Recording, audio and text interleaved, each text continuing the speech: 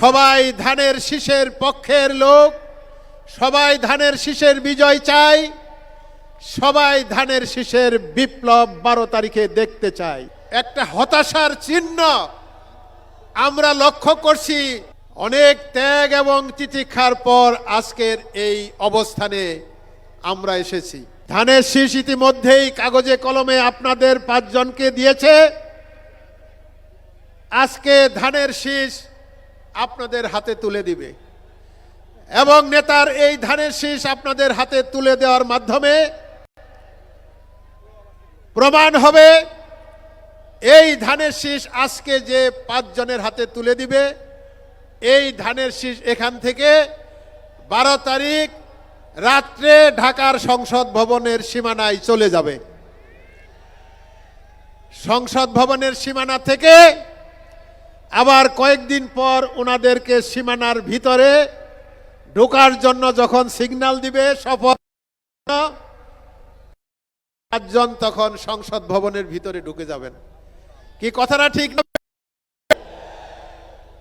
ভুল বলি নাই তো? আচ্ছা, ধানের শীষে আমি যে বারবার বলছি 5টা গাজীপুরে ধানের শীষের বিপ্লবের মাধ্যমে 5 জন নিয়ে নির্বাচিত হবেন। আপনারা কি আমার সাথে সবাই একমত না? দেখি না ভাই, একটু হাত তুলে দেখান তো দেখি। সকলকে অসংখ্য ধন্যবাদ। আমাদের এই সবাই হাত তুলে প্রমাণ করেছেন সবাই ধানের শীষের পক্ষের লোক, সবাই ধানের শীষের বিজয় চাই, সবাই ধানের শীষের বিপ্লব 12 তারিখে দেখতে চাই।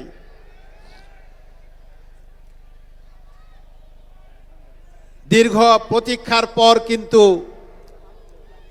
জনগণের ভোটে একটি সরকার নির্বাচিত হতে যাচ্ছে।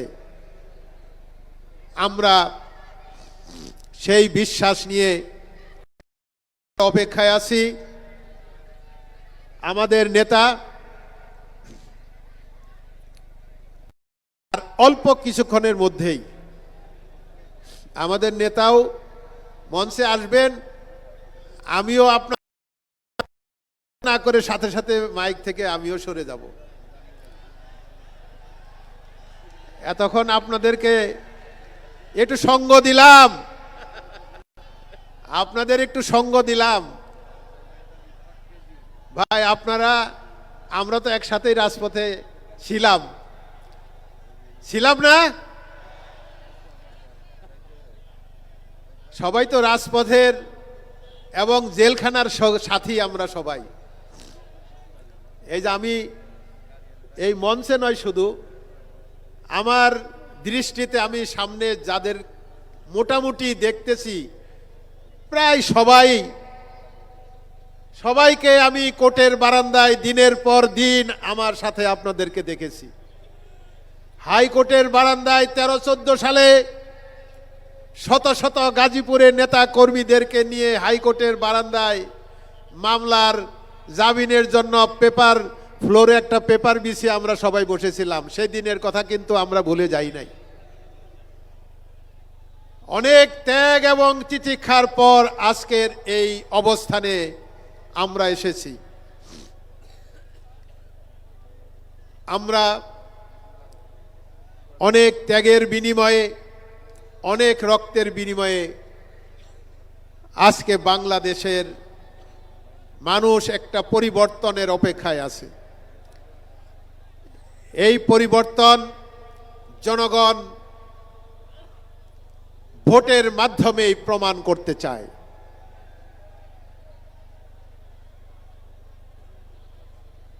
অনেক রাজনৈতিক দলরা অনেক অঙ্ক করতেছেন। অঙ্কের ব্যারোমিটার দেখি একটু একটু করে আস্তে নিচের দিকে নামতেছে। গত মাস 2 আগে 2-1টা রাজনৈতিক দল স্বপ্নের ব্যারোমিটার দেখতেছিলাম, মনে হচ্ছিল তাদের কথায় বা তাদের ভাবভঙ্গিতে বেশ উপরের দিকে। এখন তাদের আচরণে, তাদের কথাবার্তায়, তাদের অসংলগ্ন কথাবার্তা এবং তাদের এই যে একটা হতাশার চিহ্ন আমরা লক্ষ্য করছি। ব্যারোমিটারও দেখি আস্তে আস্তে নিচের দিকে নামতেছে। অতএব আমাদের এবং এই দেশের জনগণের কিন্তু বুঝতে আর বাকি নাই যে জনগণ আগামীতে 12 তারিখে কি করতে যাচ্ছে।